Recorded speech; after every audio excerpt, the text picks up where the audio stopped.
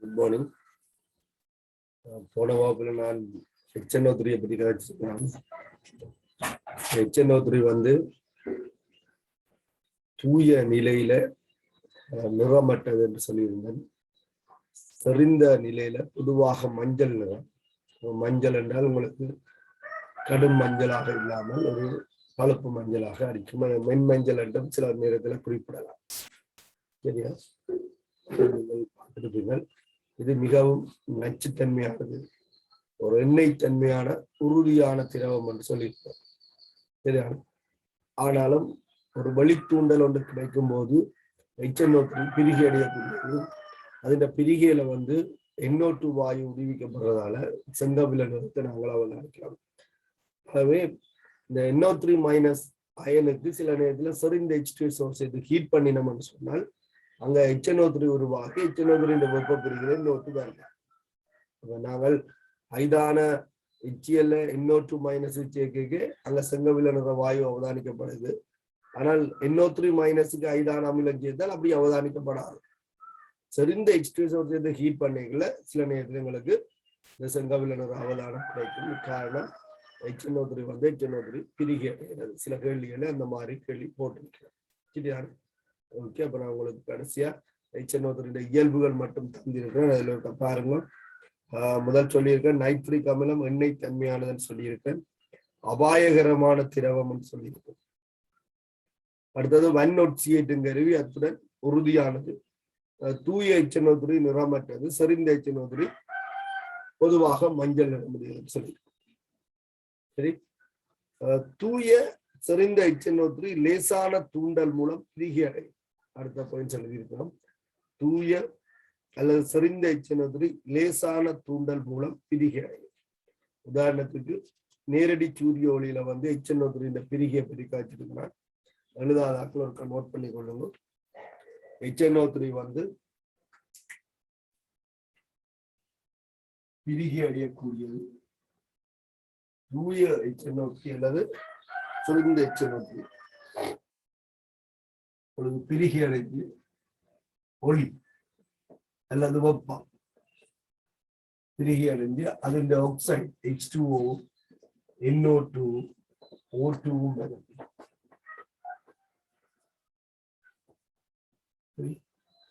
இதுல 4 HNO3, 4 NO2, 2 நீர் வரும் தாக்கத்தை சமப்படுத்திக் கொள்ளும்.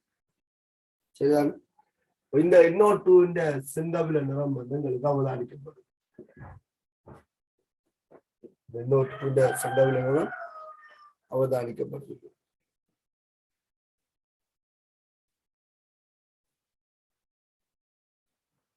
அந்நியன் கரைசலுக்கு NO3- ஒரு அந்நியன் கரைசலுக்கு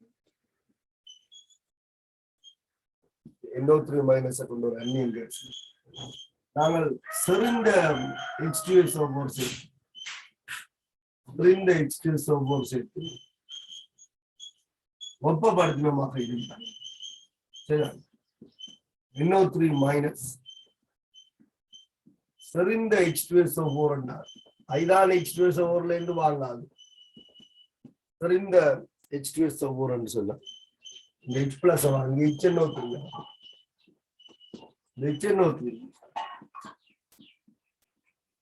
இந்த நிபந்தனைகளை வெப்பப்படுத்தும் பிரிகை அடைந்து H2O ஆகும், NO2 ஆகும், O2 ஆகும். இந்த தாக்கத்தை இங்க நாங்கள் பார்க்கலாம்.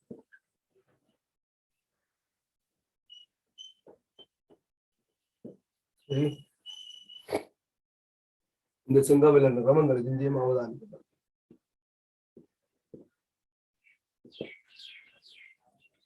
இந்த சந்தர்ப்பத்துல எங்களுக்கு ஒரு சின்ன இடர்பாடு இருக்கு. என்னன்னு சொன்ன இந்த அந்நியனுக்குள்ள Br- இருந்தார் அல்லது I- இருந்தார் NO3- இருக்குதோ இல்லையோன்றது வேற விஷயம். இந்த செறிந்த H2SO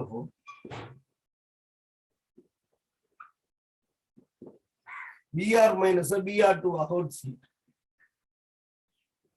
வெப்பப்படுத்த ஆவி வெளியேறும். செங்கவில நிற ஆவி வந்து வெளியேறும். இந்த செங்கவில ஆவி வந்து வெளியேறும்.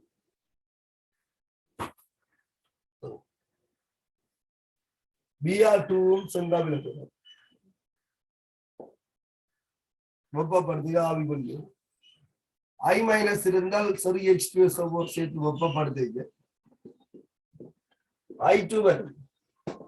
நாங்கள் ஊதான்னு சொல்லிக் கொள்வோம். ஊதான ஆவி வெளிவரும்.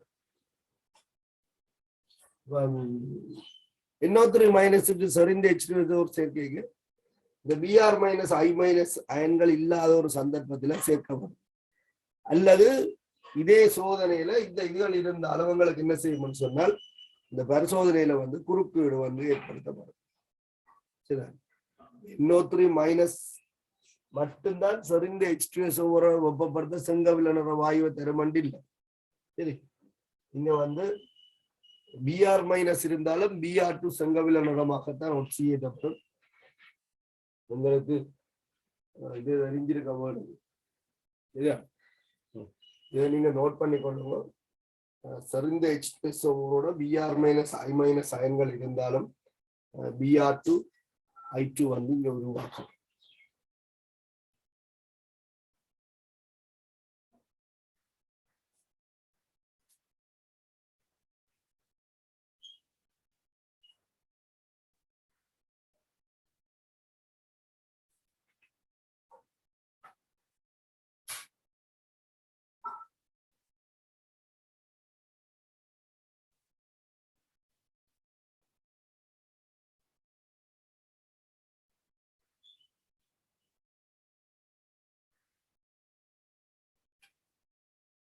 சரி, தாராளமாக நோட் பண்ணிக்கணும்.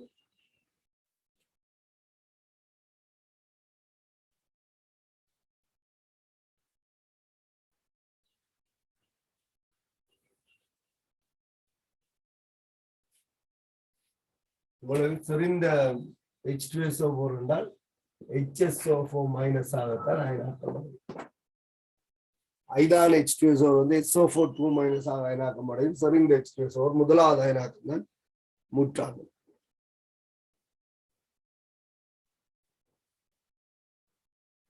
சரி,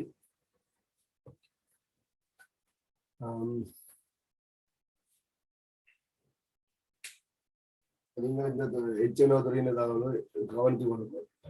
HNO3 கொதிநிலை வந்து 86 பாகைசி என்று சொல்லி போன வகுப்புல குறிப்பிட்டிருந்தால் அதை நோட் பண்ணிக்கணும். சரியா,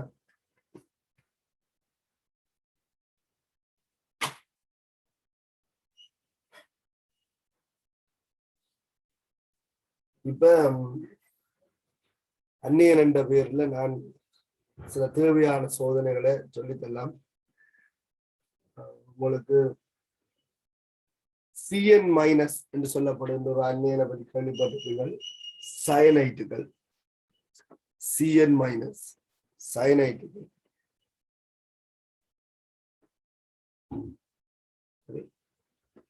சயனைட்டுகளுக்கான சோதனை இருக்க பார்ப்போம்.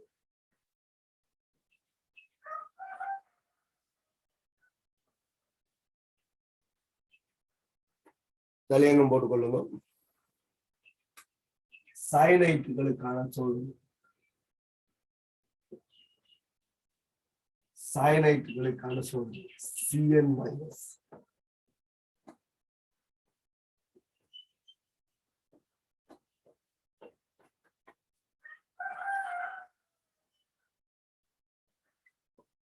இது ஒரு அந்நியன் சோதனையாக நாங்கள் காட்ட விரும்புவதில்லை. ஆனாலும் Fe3+ சோதனை செய்யும் போது இதன் சிக்கல் சேர்வு ஒன்று எங்களுக்கு தேவைப்படுது. அதனால நான் இதை உங்களுக்கு அந்நியன் சோதனை என்ற பேர்ல இதுக்குள்ளால கொண்டு வரேன். சரிதான், அந்நியன்கள் என்று சொல்லி நான் இதுல அறிமுகப்படுத்தினது வந்து இந்த நோக்கம் Fe3+ இனம் காண்பதற்காக. ஏற்கனவே நான் B பிளாக் முடிய விட்டு சில கேள்விகள் செய்யும் போது சொல்லி இருக்கிறேன். உங்களை அங்கால Fe3+க்கான சோதனைகளும் பார்க்க வேண்டி இருக்கிறதால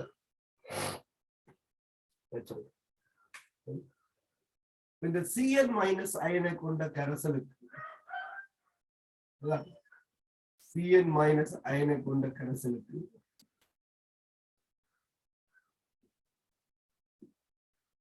உடனடியாக தயாரிக்கப்பட்ட FeSO4.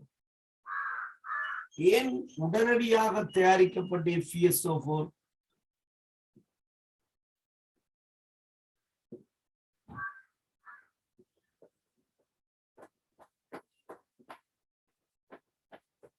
உடனடியாக தயாரிக்கப்பட்ட FeSO4 நீங்க மென்ஷன் பண்ணுவதற்கு என்ன காரணம் என்னென்றால், இந்த பரிசோதனையில் எங்களுக்கு தேவையான அயன் வந்து Fe2+.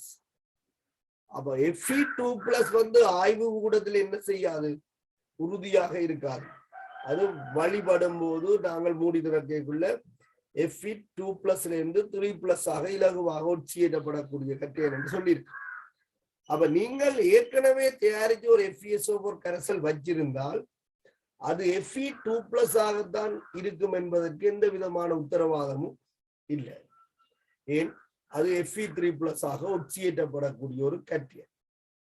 ஆகவே Fe2+ என்பதை நாங்கள் உறுதிப்படுத்த வேண்டும் என்று சொன்னால் உடனடியாக எங்களுக்கு தேவையான சந்தர்ப்பத்தில் இந்த FeSO4 கரைசலை தயாரித்துக் கொள்ள வேண்டும். இதை நாங்கள் எங்கே இருந்து தயாரிக்கலாம் சொன்னால் அமோனியம் ஃபெரிக் சயனைட் என்று இருக்கு, ஃபெரஸ் சயனைட் சொல்லி ஏற்கனவே நான் கால்குலேஷன்ல உங்களுக்கு கதைச்சிருக்கேன். இந்த மாதிரி ஒரு உப்பு இருக்கு,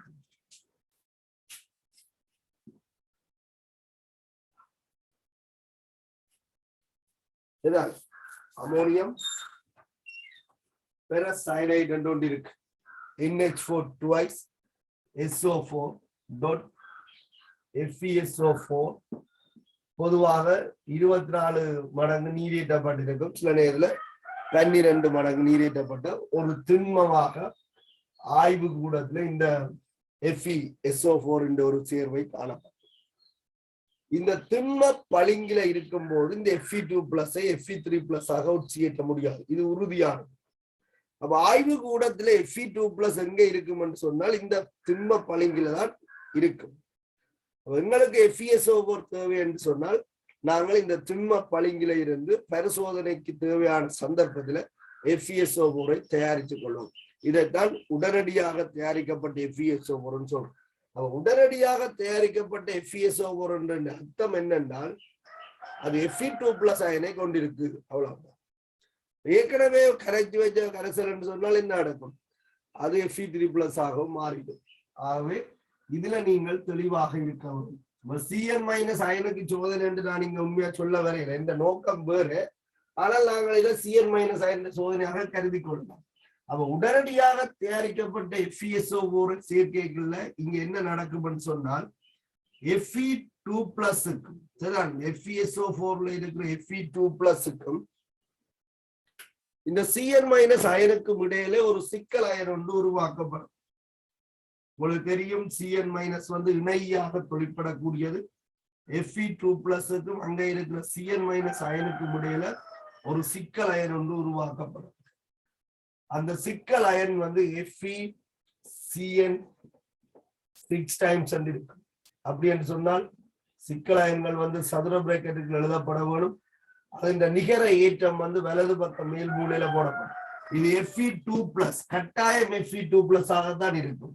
இதுல 6- இருக்கு, ஆகவே இதுல 4- சொல்லி வரும். இதைத்தான் நீங்கள் சில நேரத்துல இப்படி பார்த்திருக்கீங்க, Na4 FeCN6 டைம்ஸ் பார்த்து. இதை நான் உங்களுக்கு சோடியம் ஃபெரஸ் சயனைட் என்று சொல்லியிருக்கேன்.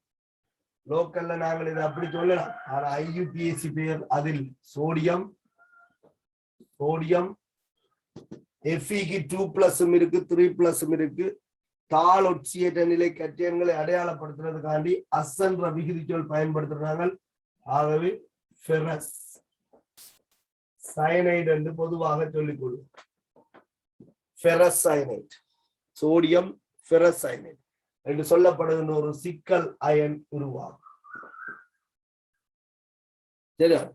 அப்ப இந்த சிக்கலுக்குள்ள இருக்கிற கட்டியன் 2+. இதுல நீங்க தெளிவா இருக்கணும். என்றால் உடனடியாக தயாரிக்கப்பட்ட FeSO4 பயன்படுத்தி இருக்கு. அதுல 4 மைனஸ் இருக்கு. இந்த சிக்கல் உருவான பின்பு சரியா முதல் நாங்கள் இதை சேர்க்கிறோம், இந்த தாக்கம் நடக்குது, சிக்கல் உருவாயிட்டது. இரண்டாவதாக நாங்கள் சிறிதளவு FeCl3 கரைசலை சேர்த்தால் FeCl3 கரைசலை சேர்த்தால் இந்த சிக்கல் Fe3+ ஓடு என்ன செய்யும் சொன்னால் தாக்கத்துக்கு உட்படும். இங்க சிக்கலுக்குள்ள இருக்கிறது Fe2+, வெளியில நாங்கள் சேர்த்திருக்கிறது Fe3+. சரியா, இந்த ரெண்டும் சேர்ந்து எங்களுக்கு நீரில கரையாத ஒரு வீழ்வடிவை தோற்றுவிக்கும். நீரில கரையாத ஒரு வீழ்வடிவை தோற்றுவிக்கும். இந்த வீழ்வடிவுக்கு தான் பேர் ஃபெரசோஃபெரிக் சயனைட். ஃபெரஸ் 2+ இருக்கு, ஃபெரிக் 3+ இருக்கு. ஃபெரசோஃபெரிக் சயனைட் என்று சொல்லிக் கொள்வோம். இது ஏற்கனவே நான் உங்களுக்கு சொல்லியிருக்கேன், பிரஷியன் நீலம் என்று சொல்லி. பிரஷியன் நீலம், நீலம் நீர்ல கரையாத ஒரு வீழ்வடிவு, பிரஷியன் நீலம். அப்ப இது Fe3+க்கான சோதனையாகத்தான் நான் உங்களுக்கு முதல்வர் சந்தர்ப்பத்துல சொல்லியிருக்கேன். அந்த Fe3+க்கான சோதனையில இவ்வளவுத்தையுமே நாங்கள் ஒரு அந்நியனாக பயன்படுத்தி இருப்போம். இப்ப நான் உங்களுக்கு என்ன சொல்றேன், இந்த Cn- இருந்து இது எடுக்கிறதுக்கான ஒரு வழியை சொல்லி, அப்ப இப்படியான சோதனையில இங்க பிரஷியன் நீளம் அவதானிக்கப்பட நீங்க Cn- அயன் இருக்குன்னு தானே அர்த்தம். சரி, அது Cn- அயனுக்கான சோதனையா இருந்தானே Fe3+க்கான சோதனையாக இருந்தா. அப்ப இந்த முதலாவது சந்தர்ப்பத்தில் உடனடியாக தயாரிக்கப்பட்ட FeSO4 சேர்க்கப்பட்டு இந்த சிக்கலை உருவாக்கிய பின்பு மேலதிகமாக நாங்கள் Fe2+ சேர்த்தோம் என்று சொன்னால் Fe3+ சேர்க்காமல் தொடர்ந்து Fe2+ சேர்த்தோம்னா இதுல Fe2+ தான் இருக்கு. அப்ப இந்த சிக்கலுக்கே Fe2+ இருக்கு, இங்கேயும் Fe2+ இருக்கு. வழியால இந்த Fe2+ ஒட்சியேற்றப்பட்டு உங்களுக்கு பிரஷியன் நீளம் அவதானிக்கப்படும். அப்ப Fe3+ சேர்த்தோம்னா உடனடியாகவே பிரஷியன் நீளம் வரும். நாங்கள் பேசாம இருந்தோம்னு சொன்னால் சிறிது நேரத்தின் பின்னர் இந்த பிரஷியன் நீளத்தை நாங்கள் அவதானிக்கக்கூடியதாக இருக்கும். சரியா, அப்ப கவனிச்சு கொள்ளுங்க. இந்த நோக்கம் வந்து Fe3+க்கான சோதனை தான். உங்களுக்கு ஏற்கனவே நான் சொல்லி இருக்கிறேன். இதே பட்டல்ல இன்னொரு சோதனையை நான் உங்களுக்கு சொல்லி இருக்கிறேன். இந்த Cn- Fe3+ ஆக இருந்தால் சரியா, Cn- வந்து Fe3+ தாக்கமாக இருந்தால் சிக்கலுக்குள்ள Fe3+ வரும். சரியா, Fe3+ வரும் சிக்கலுக்கு. அப்ப Cn- FeCl 6 times. இதுல 3- வரும். ஏன் இதுக்கு வலுவளவு 3 ஏற்றம் +3. அப்ப FeCn 6 times 3- வரும். இங்க 3+ இருக்கு சிக்கலுக்கு. இதுக்கு நாங்கள் 2+ வெளியில இருந்து சேர்த்தோம்னு சொன்னால் இதுவும் நீர்ல கரியாத ஒரு வீழ்வடிவு தான். இங்க சிக்கலுக்குள்ள 3+ இருக்கு, வெளியில 2+ இருக்கு. உங்களுக்கு இப்ப வரப்போற விளைவு இதை நாங்கள் மாற்றி எழுதி கொள்ளலாம். FeCn 6 times twice. இது நீர்ல கரையாத ஒரு வீழ்வடிவு. இந்த வீழ்வடிவை நாங்கள் பிரஷியன் நீளம் என்று சொல்றதுல இதை நீளம் என்று சொல்லிக் கொள்வோம். இந்த சந்தர்ப்பத்துல வார சோதனை, அதாவது உடனடியாக தயாரிக்கப்பட்ட FeSO4 Fe2+ வார இந்த சிக்கலுக்குள்ள 2+ இருந்து வெளியில 3+ இருந்தால் அதுதான் பிரஷியன் நீளம் என்று அடையாளப்படுத்தப்படும். உங்களுக்கு நான் சோதனை சொல்லிக்க முதல் மாறி சொல்லி திருப்பி மாத்தி எழுதி விட்டேன். கொஞ்சம் தெளிவா இருக்கும். அதே மாதிரி மற்ற 2+க்கும் சோதனை. 2+ இங்க 3+ இருக்கும். ஃபெரசோஃபெரிக் சயனைட் வந்து நீல நிறமாக இருக்கும். அதை நீங்க ஞாபகத்தில் வச்சுதான். ஃபெரசோஃபெரிக் சயனைட் வந்து நீல நிறமானதாக இருக்கும்.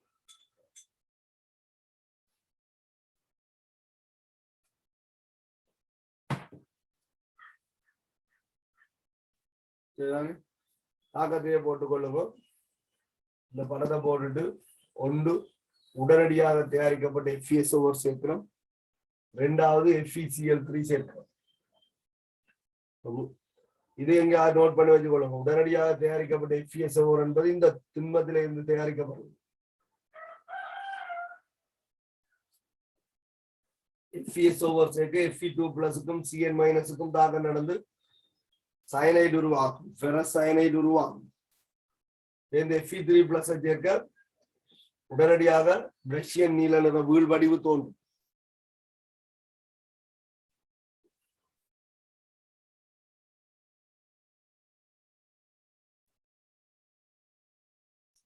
அன்றைக்கு ஒரு கால்குலேஷன் கேள்வியில இதை பற்றி கதைச்சிருந்தாங்க.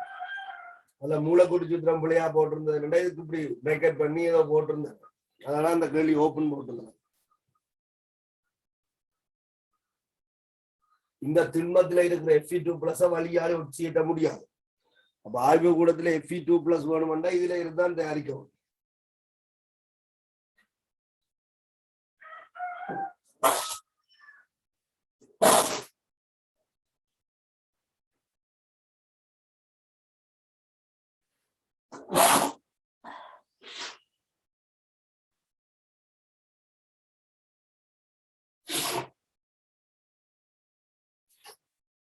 இது பிரஷ்யன் நீளம், இந்த தாகத்தையும் போட்டுக்கொள்ளுங்க. இது நீளம், இதுவும் நீர்ல கரையாது. இது பொதுவாக சொல்லிக் கொள்றது சோடியம் ஃபெரஸ் சயனைடுன்னு சொல்றாங்க. அப்ப Fe3+ சோதனை என்னன்னு சோடியம் ஃபெரஸ் சயனைடு சேர்க்கும் போது பிரஷ்யன் நீல நிற வீழ்வடிவு தோன்றும். இதான் உங்களோட டி பிளாக்ல நான் முதல் சந்தர்ப்பத்துல சொல்லியிருக்கேன்.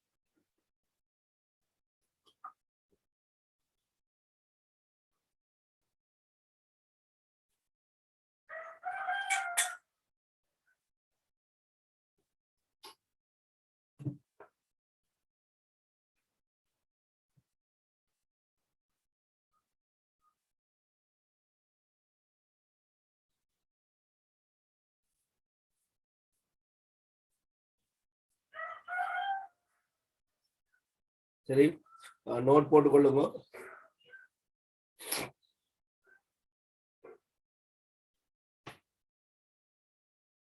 Cn-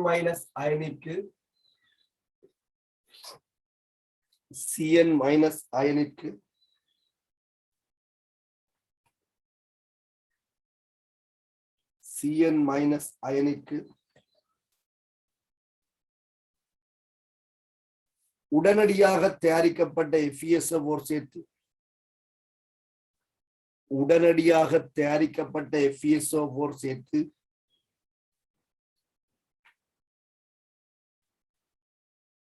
Cn- அயனிற்கு உடனடியாக தயாரிக்கப்பட்ட FeSO4 சேர்த்து சிறிது நேரம் வழிபட விடும்போது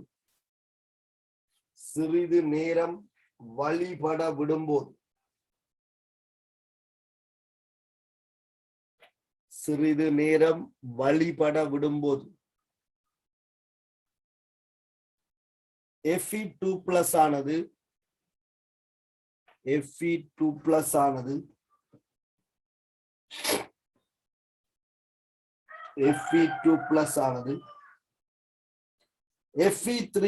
ஆக ஒட்சியேற்றப்பட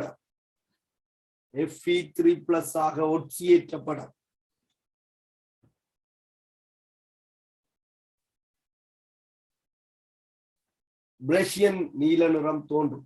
அதாவது FeCl3 சேர்க்காமல் வழிபட விடையிலே இது Fe2+ இருந்து Fe3+ வந்து இந்த தாக்கம் நிகழும்.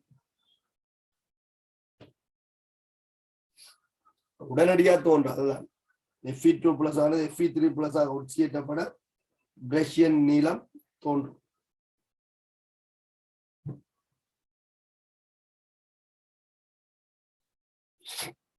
இதெல்லாம் நோட் பண்ணிக்கொள்ளுங்க. அமோனியம் ஃபெரஸ் சல்ஃபைட் என்று சொல்றோம். அமோனியம் ஃபெரஸ் சல்ஃபைட் என்று பொதுவாக சொல்றோம். இது சோடியம் ஃபெரஸ் சயனைட். ஃபெரஸ் என்றது இந்த 2+ மீன் பண்ணுது. பால் ஒட்சியேற்ற நிலை அயன்களை இனங்காண்றதுக்கு நாங்கள் அஸ் என்ற ஒரு விதிச்சொல் பயன்படுத்துறோம். இதுல 2+ இருக்கு, 3+ இருக்கு. அதாவது இது ஃபெரசோஃபெரிக் சயனைட் என்று சொல்றது. ஃபெரசோஃபெரிக் சயனைட் அது நீர்ல கரையாத பிரஷ்யன் நீல நிற வீழ்வடி. இதுக்கு மாறி போடலாம். சிக்கலுக்குள்ள 3+ வச்சுக்கொண்டு வெளியில 2+ இருந்தாலும் இதே மாதிரி ஒரு சிக்கல் உருவாகும். ஆனா அது வந்து நீல நிறம்.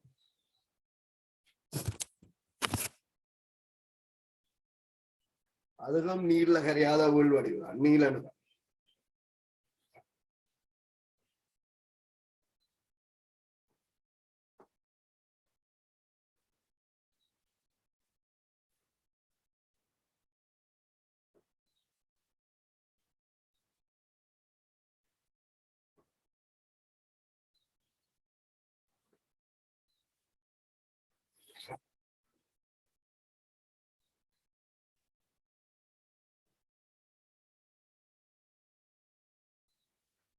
சரி, இன்னொரு அந்நியம் இதே மாதிரியான ஒரு சந்தர்ப்பத்தில் நான் ஞாபகப்படுத்துகிறேன்.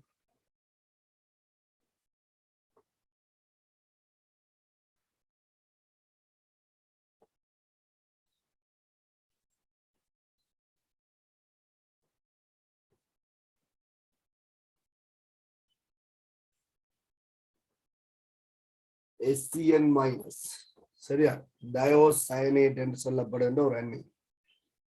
SCN minus. ഇതിന്റെ നോക്കവും അന്യനെ ഇനം കാണുന്നതില്ല, കെറ്റനെ ഇനം കാണുന്നതാ.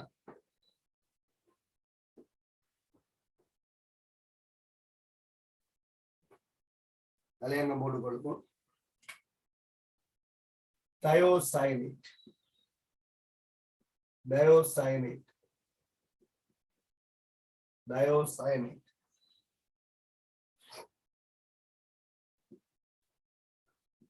அயனிற்கான சோதனை.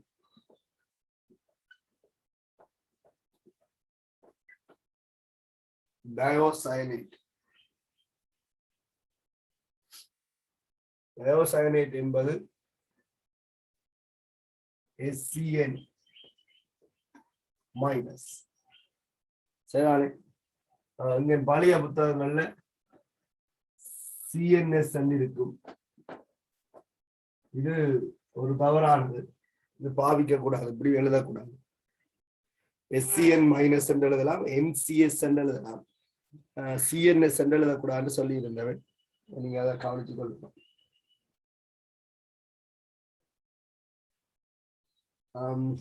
இதுக்கு நீங்கள் லூயின் கட்டமைப்பு இருக்க கீறிப்பா இருக்கணும். லூயின் கட்டமைப்பை கீறி போட்டு இதுக்கு பரிவு கட்டமைப்பு வரும். கிட்டத்தட்ட 3 பரிவு கட்டமைப்பு வரும். அதுல உறுதியான பரிவு கட்டமைப்பு எப்படி இருக்கும்னு சொல்லி பார்த்துட்டு 2018 ஒரு MCக்கு கேள்வி இருக்கு. அதனுடைய ஆன்சரையும் செக் பண்ணுங்க.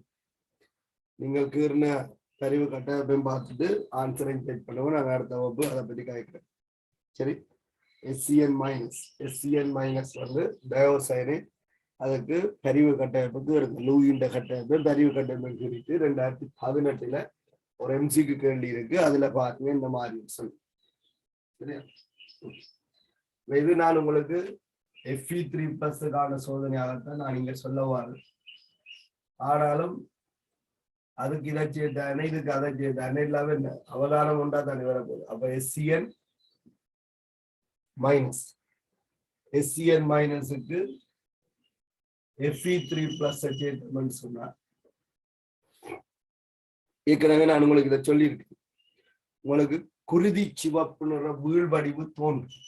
குருதி சிவப்பு நிற வீழ்வடிவு இது வந்து ஈசமானபடி தாக்கினார் Fe3+க்கும் SCN மைனஸுக்குமான தாக்கத்துல 1:3 1:3 என்ற ரேஷியோல தாக்கிச்சு என்று சொன்னால் உங்களுக்கு SCN த்ரைஸ் என்று சொல்லப்படுகின்ற நீர்ல கரையாத ஒரு வீழ்வடிவு உருவா, குருதி சிவப்பு நிற வீழ்வடிவு உருவா.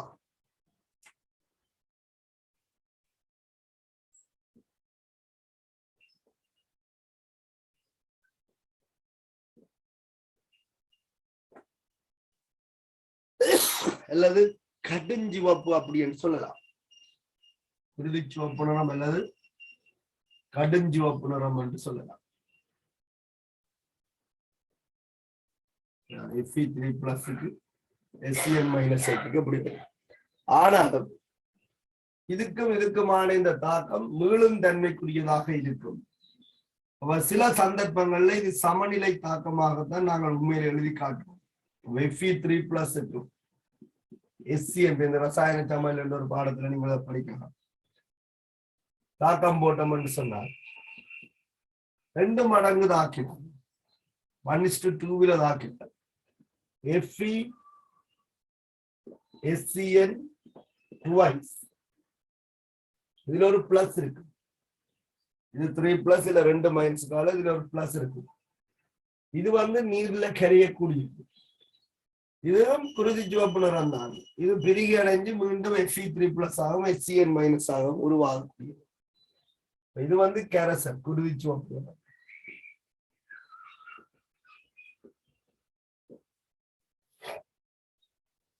குருதி சிவப்பு நிறம் அதே போல 1:1 தாக்கலாம்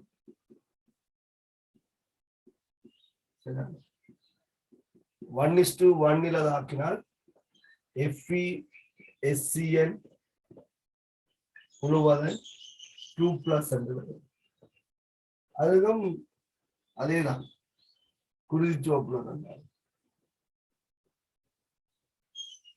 இதெல்லாம் நான் இங்கே அந்நியன்ற சோதனை என்று சொல்லி உங்களுக்கு அறிமுகப்படுத்தினார். Fe3+க்கான சோதனையாகத்தான் நாங்கள் இதோட எல்லாம் கொடுக்க போறோம். சரி, Fe3+க்கான சோதனையாகத்தான் இதை பற்றி எல்லாம் நாங்கள் கதைக்கிறோம்.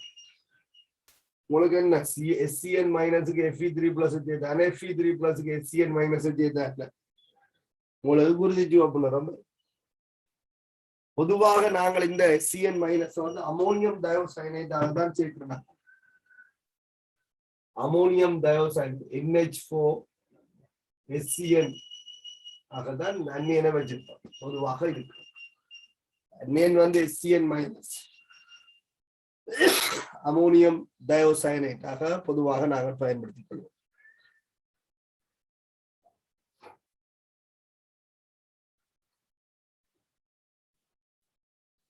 தாக்கத்தை நோட் பண்ணி கொள்ளுங்க.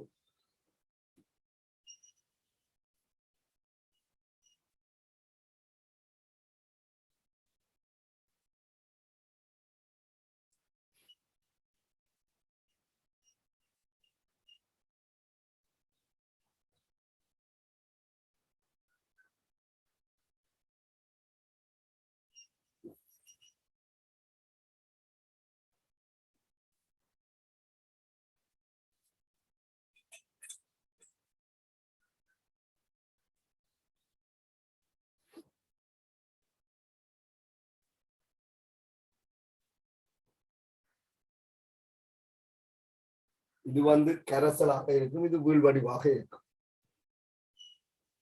இங்கேயும் நான் முதல் சொன்ன மாதிரி 3+ சேர்க்காமல் 2+ சேர்த்து வழிபட விட்டோம்னு சொன்ன அந்த 2+ வழியால ஒட்சியேற்றப்பட்டு 3+ ஆகும். 3+ இலகுவாக ஒட்சியேற்றப்படும்.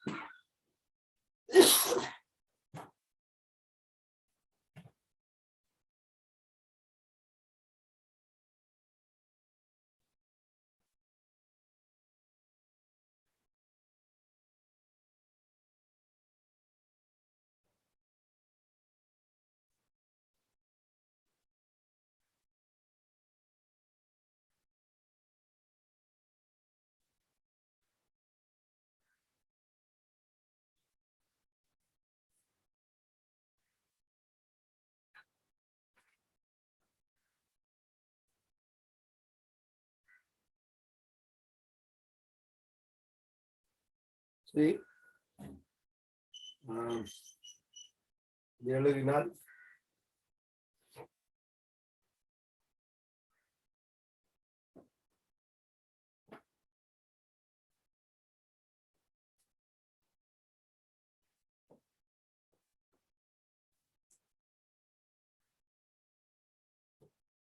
இந்த விஷயத்தை நோட்ல போட்டுக்கொள்ளலாம். கவனிக்கொள்ளலாம். இப்ப Fe2+க்கு SCN- சேர்த்தாலும்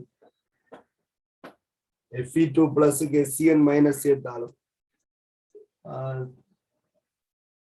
தாமதமாக, அதாவது சிறிது நேரத்தின் பின் குருதி சிவப்பு நிறம் தோன்றும்.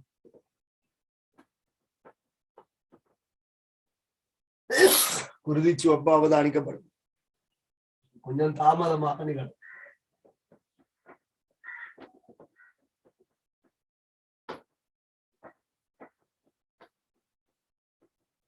ஏனென்றால் 3+க்கும் SCN மைனஸுக்குமான விளைவுதான் குருதி சிவப்பு நிறம்.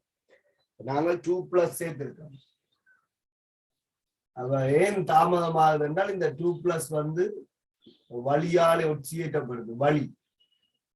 வழியில இருக்கிற O2வால ஒட்சியேற்றப்படக்கூடிய ஒட்சியேற்றப்பட்டு Fe3+ உருவாகும். இந்த Fe3+ உருவாகிறதுக்கு ஒரு நேரம் ஒன்று எடுக்கும் தான். அந்த நேரம் தான் இந்த தாமதத்துக்கு காரணம்.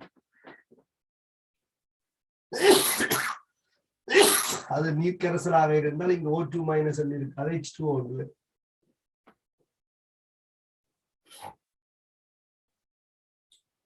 சரி, நோட்ல எழுதி கொள்ளுங்க.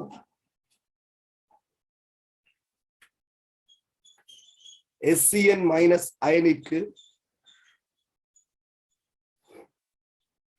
SCN- அயனிக்கு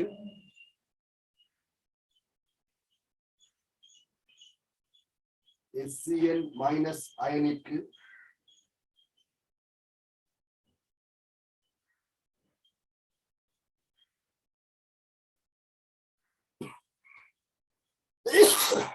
SCN- அயனுக்கு Fe2+ சேர்த்து வழிபட விடும்போது Fe2+ சேர்த்து வழிபட விடும்போது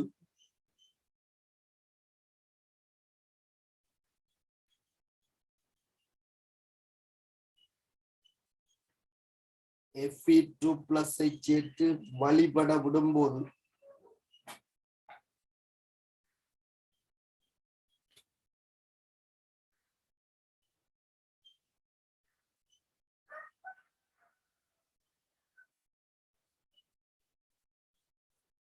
சிறிது நேரத்தின் பின்னர்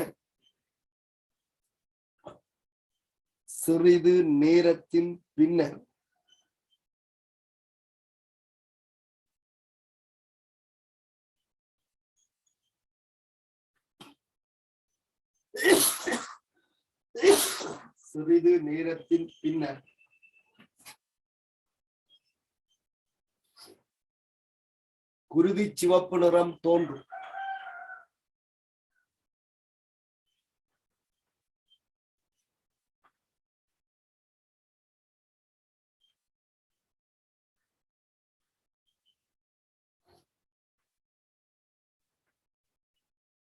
சிறிது நேரத்தின் பின்னர்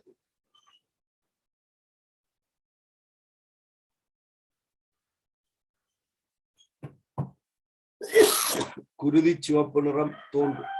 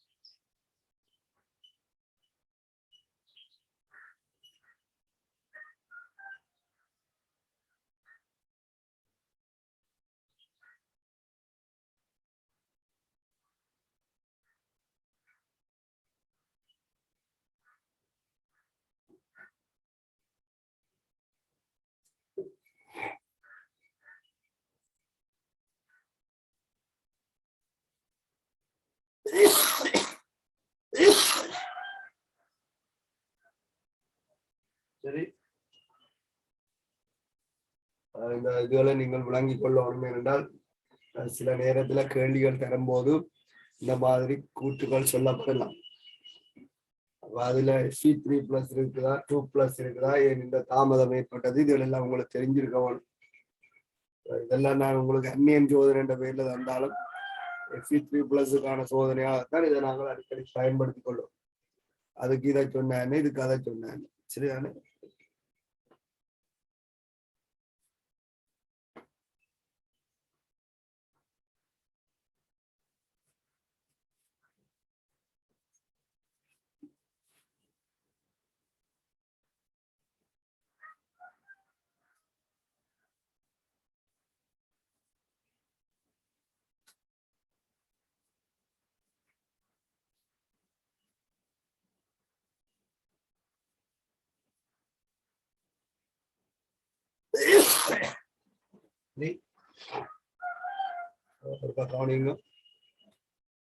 நான் உங்களுக்கு அந்நியன்களுக்கான சோதனை அப்படின்னு சொல்லி படிப்பிக்கும் போது ஒரு தலையங்கம் போட்டிருந்தேன், ஐதான அமிலம் ஒன்றை பயன்படுத்தி இனங்காணக்கூடிய அந்நியங்கள் சொல்லி.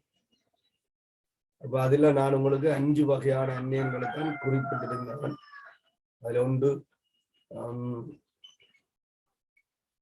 அமோனியாவின் சேர்வைகள் எல்லாம் நீரில் நன்றாக கரையும். அப்ப அமோனியம் டயோசைனேட் நீர்ல கரையக்கூடியதுதான் சரியான.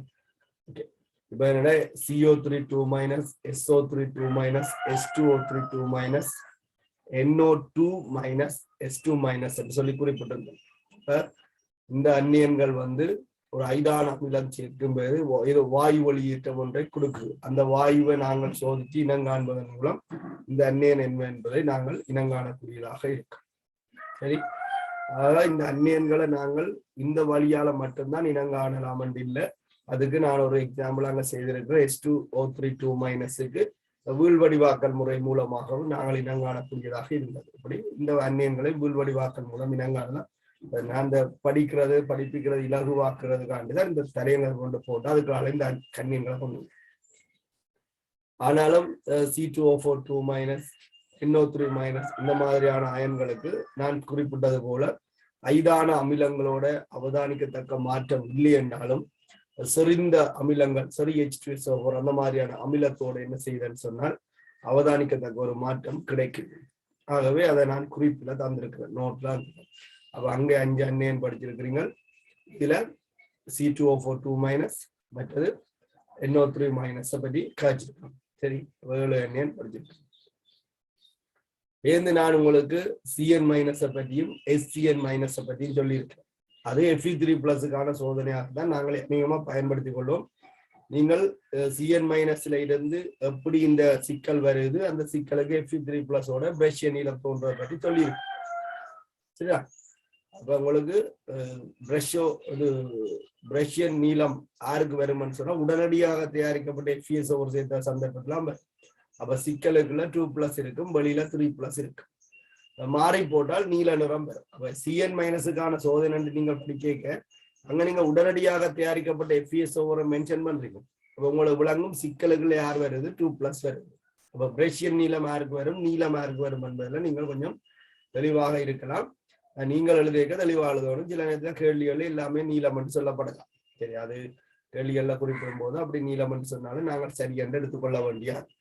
சரி, ஓகே. அப்ப அதுலயும் உங்களுக்கு 2 அந்நியன்களை பற்றி கதைச்சிருக்கிறேன். அப்ப நாங்கள் 9 அந்நியன்களை பற்றி முடிச்சிருக்கோம். சரி, இந்த NO3- NO2- இனங்காண்பதற்கு கபில வளைய சோதனை அப்படி செய்யணும். சரியா? கபில வளைய சோதனை அதை நான் இந்த இடத்துல உங்களுக்கு சொல்லித்தாங்க. கபில வளைய சோதனை. கபில வளைய சோதனைக்கு NO3- விடையளிக்கும், NO2- விடையளிக்கும். சரியா? இந்த கபில வளைய சோதனை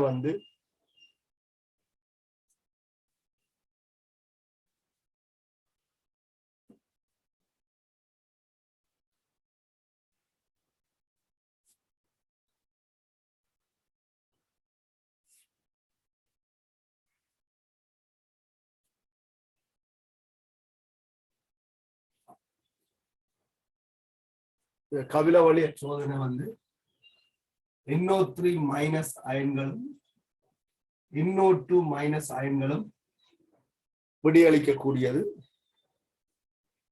கபில வளைய சோதனை.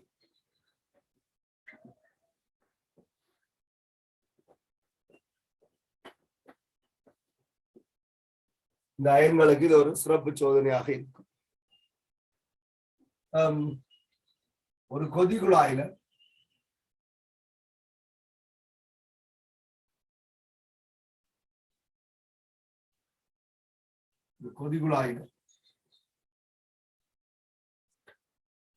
இந்த அந்நியன் இருந்தால் கொதிகுழாயில இந்த அந்நியன் இருந்தால்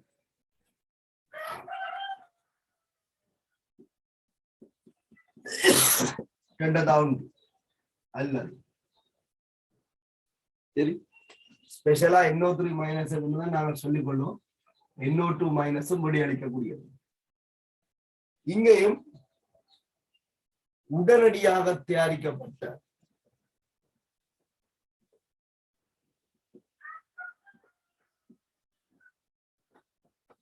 இந்த உடனடியாக தயாரிக்கப்பட்ட என்று சொல்லுவதன் நோக்கம் Fe2+ என்பதை உறுதிப்படுத்துவதற்காக.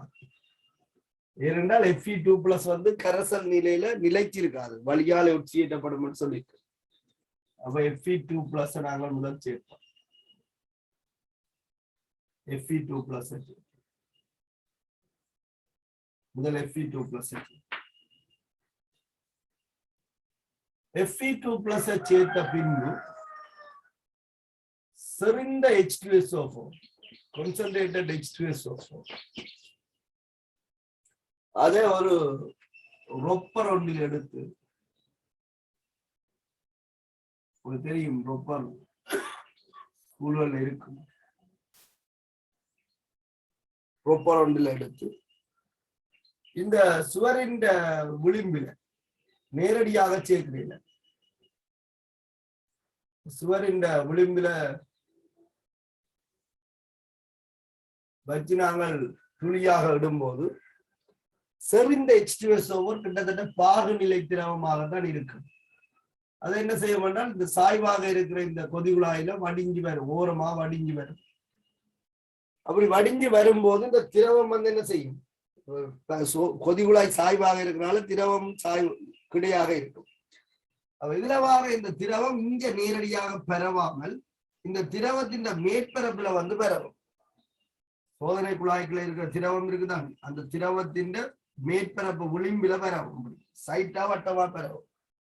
ரெண்டாவது அடர்த்தி கூட பாகநிலை திரவமா இருக்கிறனால இந்த நீருக்குனால உள்ள போறதை விட இந்த மேற்பரப்பிலே என்ன செய்யும்னு சொன்னால் பெறவும்.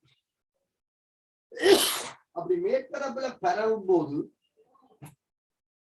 இந்த NO3 மைனஸ் NO2 மைனஸ் அயன்களுக்கும் சரி H2SO4க்கும் இடையில நிகழ்ற தாக்கத்தின் காரணமாக NO வாயு அங்க உருவாக்கப்படும். NO வாயு உங்களுக்கு தெரியும், NO2 மைனஸ் சாதாரணமாகவே NOவை தரக்கூடியதுன்னு சொல்லி அங்க NO2 மைனஸுக்கு சோதனை சொல்லியிருக்கோம். NO3 மைனஸ் செறிந்த H2SO4 Fe2+ முன்னிலையில NO வாயுவை தரக்கூடியது. அவ ஏற்கனவே இங்க நாங்கள் FeSO4 சேர்த்திருக்கிறோம். இந்த சரி H2SO4 தொடுகை அடையும் போது NO வாயு உருவாக்கப்பட போகுது, தாக்கத்துல உருவாக போகுது. இந்த Fe2+ம் இந்த NOவும் சேர்ந்து ஒரு சிக்கல் சேர்வையை தோற்றுவிக்கும், ஒரு சிக்கலை தோற்றுவிக்கும். Fe2+ம் NOவும் சேர்ந்து ஒரு சிக்கலை தோற்றுவிக்கும். இந்த மாதிரி ஒரு சூத்திரம் எழுதிப்பட்டிருக்கு. இப்படி ஒரு சூத்திரம் உருவாக்கும். இது நாங்கள் பழைய சிலபஸ்ல எப்படி எழுதினாங்க, FeSO4.NO எழுதிருந்தாங்க. இந்த NO Fe2+ இணையாகத்தான் இருக்கும். அதான் இப்படி காட்டு, NO Fe2+ ஒரு இணையாகத்தான் இருக்கும். Fe2+ NO நடுநிலை இணைய, அப்ப FeSO4 ரெண்டு பேர் பழைய புத்தகங்களை அப்படி எழுதியிருக்கு. இது கபில நிறமுடியும். இந்த சிக்கல் கபிலம்.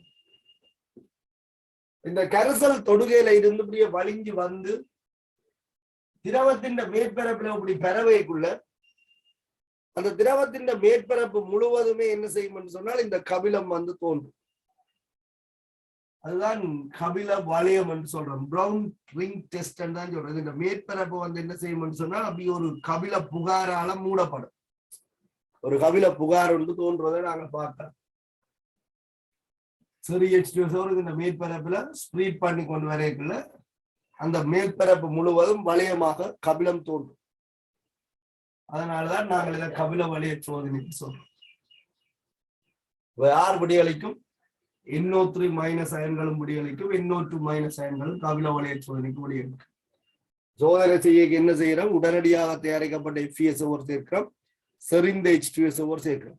இங்க NO2 மைனஸ் இருந்தால் இதுல செறிந்த H2SO4 சேர்க்க வேண்டும் என்ற அவசியம் இல்லை. ஐதான் H2SO4 சேர்த்தாலே கபில வளைய சோதனைக்கு NO2 மைனஸ் விடியளிக்கும். ஆனா NO3 மைனஸ் இருந்தால் ஐதான் HCl சேர்த்தாலோ ஐதான் H2SO4 சேர்த்தாலோ விடவளிக்காது. அதனாலதான் நாங்கள் செறிந்த H2SO4 சொல்றோம். செறிந்த H2SO4 சேர்க்க NO3 மைனஸ் தாழ்த்தப்பட்டு NO வாயு உருவாக்கப்படும். அந்த NOவும் ஏற்கனவே சேர்க்கப்பட்ட FeOவும் சேர்ந்து ஒரு சிக்கல் சேர்வையை தோற்றுவிக்கும். அதுதான் இந்த கபில வளையம். இது ஒரு உறுதியற்ற சிக்கல். நாங்கள் ஹீட் பண்ணினால், இதை கொஞ்சம் ஹீட் பண்ணினால் இந்த கபில வளையம் நீங்கும். காரணம் இந்த NO வாயு வெளியேறிடும். சரிதானே? அப்ப ஹீட் பண்ணினோம்னு சொன்னால் கபில வளையம் நீங்கும். அல்லது சிறிது நேரம் வழிபட திறந்து விட்டுட்டு வெள்ளிக்கிழமை பரிசோதனை செய்து திங்கக்கிழமை ஆர்கன் காட்டி பில்டப் விடுவோம் ஜோதிச்சால் திங்கக்கிழமை இருக்காது. காரணம் அந்த 2 நாள் படுற வெயில்ல அல்லது வெப்பத்துல அது பிரிகி அடைஞ்சு நீங்கக்கூடியதாக இருக்கும். அதான் உங்களுக்கு சொல்லிட்டு உறுதியற்றது. வெப்பப்படுத்தினால் இந்த கபில வளையம் நீங்கும். இந்த NO வாயு என்ன செய்யும் என்றால் தொகுதியை விட்டு வெளியில போயிடும். அப்ப கபில வளையத்துக்கு காரணம் NO தான் சிக்கல். கபில வளையம் நீங்கக்கூடியதாக இருக்கு. சரியா? இதைத்தான் நாங்கள் கபில வளைய சோதனை பிரவுன் ரிங் டெஸ்ட் சொன்னா சில பேருக்கு சந்தோஷமா இருக்கும். பிரவுன் ரிங் டெஸ்ட் கபில வளைய சோதனை. சோதனை மெத்தட் தான். இந்த திரவத்துக்குள்ள நேரடியாக நாங்கள் H2SO4 சேர்க்கிறீங்க. ஒரு ஓரமா சேர்க்க சுவர்ல வடிஞ்சு வாரது இந்த கரைசல் இந்த மேற்பரப்புல பரவும். அப்படி பரவைக்குள்ள NO3 மைனஸ் தாழ்த்தப்பட்ட NO வாயு விடுவிக்கப்படும். FeSO4 அது சிக்கலை தோற்றுவிச்சு கபில வளையம் உருவாகும். இந்த வளையம் திரவத்தின் மேற்பரப்புல தான் காணப்படும். சரியா?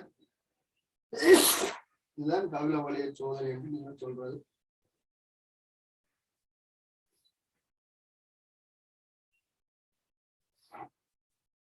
தலையங்கம் போட்டுக்கொள்ளுங்க. கபில வளைய சோதனைன்னு சொல்லி கபில வளைய சோதனை. இங்கேயும் ஒரு ரெஸ்ட்ரிக்ஷன் இருக்கு. என்னன்னு சொன்னால் Br மைனஸ் I மைனஸ் அயன்கள் இந்த கரைசலுக்குள்ள காணப்படையக்குள்ள எங்களுக்கு குறுக்கீடு ஏற்படும். ஏன் குறுக்கீடு ஏற்படும்? சரி H2SO4 சேர்க்கிறோம். ஏற்கனவே நான் சொன்னது போல Br மைனஸ் Br2 ஆக சரி H2SO4 ஒட்சியேற்றப்படும். I மைனஸ் I2 ஆக ஒட்சியேற்றப்படும். இதை நாங்கள் செங்காவிலும் இதை ஊதான்னு சொன்னாலும் கிட்டத்தட்ட எல்லாமே ஒரே மாதிரி தான் இருக்க போகும். அவங்களுக்கு இதுண்ட நிறம் இங்க தோன்றிச்சு என்று சொன்னால் அது NO3 மைனஸ் என்ற ஒரு தவறான முடிவு எடுக்கிறதுக்கு வழிகோடும். ஆகவே கபில வளைய சோதனை செய்யக்குள்ள இந்த Br மைனஸ் I மைனஸ் அயன்கள் இல்லை என்பதை நாங்கள் உறுதிப்படுத்த வேண்டும். Br மைனஸ் I மைனஸ் அயன்கள் அற்ற நிலையில தான் இந்த NO3 மைனஸ் NO2 மைனஸ் அயன்களுக்கு நாங்கள் கபில வளைய சோதனையை செய்ய வேண்டும். கபில வளைய சோதனை செய்யக்கு முன்னம் கரைசலுக்குள்ள Br மைனஸ் I மைனஸ் அயன்கள் இருந்தால் அதை நாங்கள் நீக்குவதற்கான ஒரு பொறிமுறையை கையாளுவோம். நாங்கள் அந்நியன்களுக்கான சோதனையில அங்கால அலசனங்களுக்கான சோதனை படிப்போம். அதுல அதை எப்படி நீக்கலாம்னு சொல்லி சொல்லித்தாங்க. சரியா? இது தலையங்கம் போட்டுக்கொள்ளுங்க. கபில வளைய சோதனை.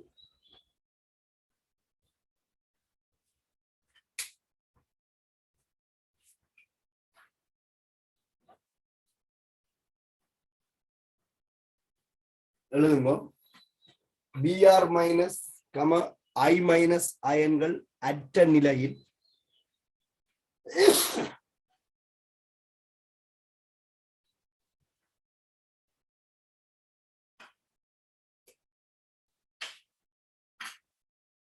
Br மைனஸ் I மைனஸ் அயன்கள் அற்ற நிலையில் NO3 மைனஸ் NO2 மைனஸ் என்பன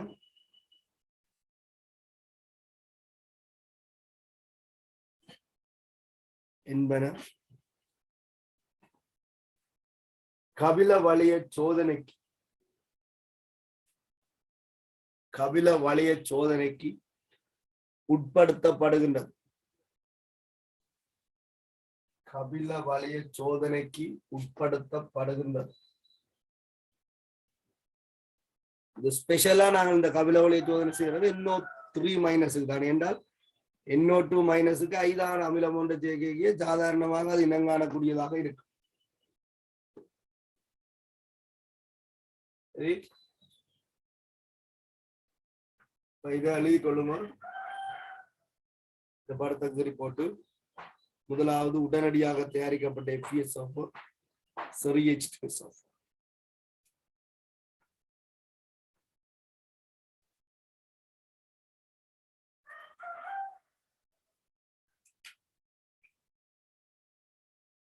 நீங்கள் NO2 மைனஸுக்கு தான் NO3 மைனஸுக்கு தான் கபிலவளைய சோதனை செய்ய போறீர்கள் என்று சொன்னால் NO2 மைனஸ் இல்லை என்றதை உறுதிப்படுத்தவும்.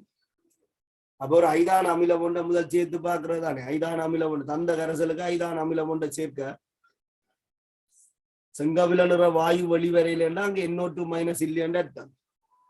அதுக்கு பிறகு கபிலவளைய சோதனைக்கு விடையளிச்சது என்று சொன்னால் NO3 மைனஸ்.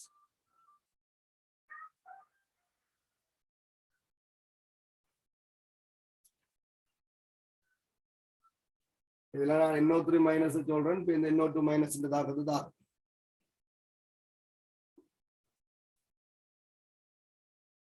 இங்க இருக்கிற NO3 மைனஸ் சரி இந்த H2SO4 ஓட HNO3 வரும் என்று சொல்லி இருக்கு.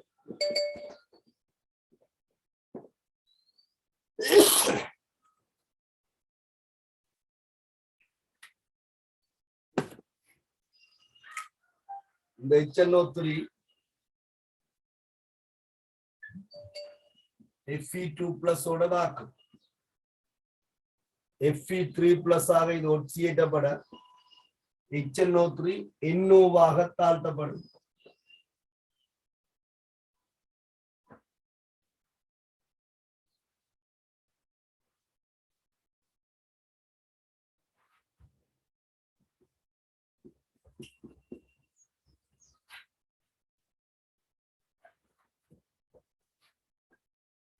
காகத்தை சமப்படுத்திக் கொள்ளுங்கள்.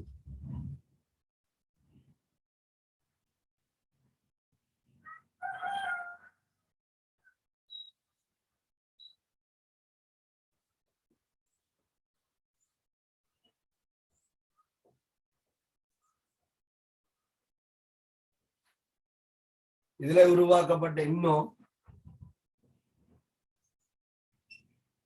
ஏற்கனவே சேர்த்த Fe ஓட சிக்கல் அயனை தோற்றுவிக்கும்.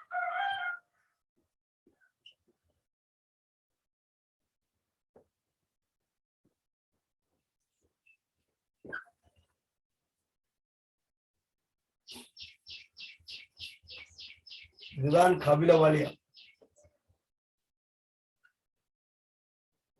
வளையமாக இருக்கிற காரணம் இந்த திரவத்தின் ஆங்கிள். திரவத்தை சாய்வா பிடிக்க சரி H2SO4 மேற்பரப்புல தான் பரவும். அப்ப இந்த தாக்கம் மேற்பரப்புல நடக்கும்.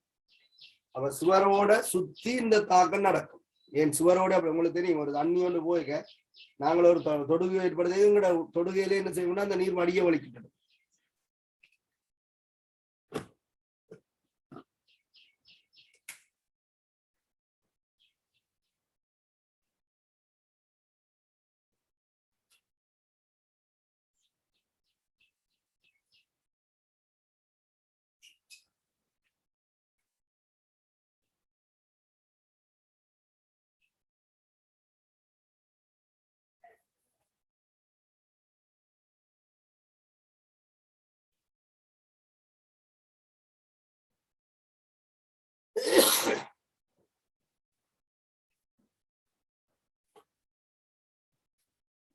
கீழே கொள்ளுங்க.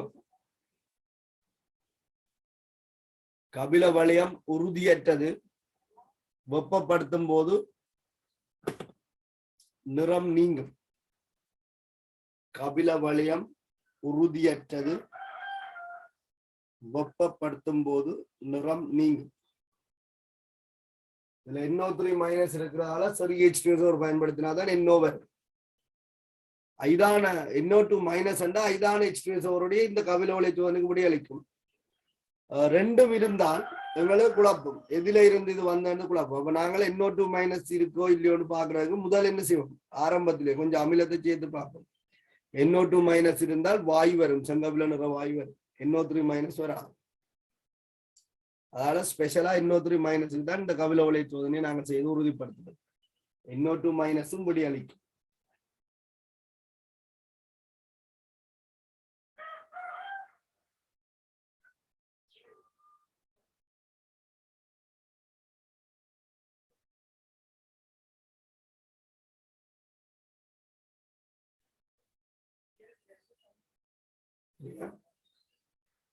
இதோட நான் ஓப்பனர் விஷயம் சொல்றேன். நீங்கள் எழுதினால் லீவ் பண்ணலாம். சோதனைகளை படிச்சு கொள்ளுங்க.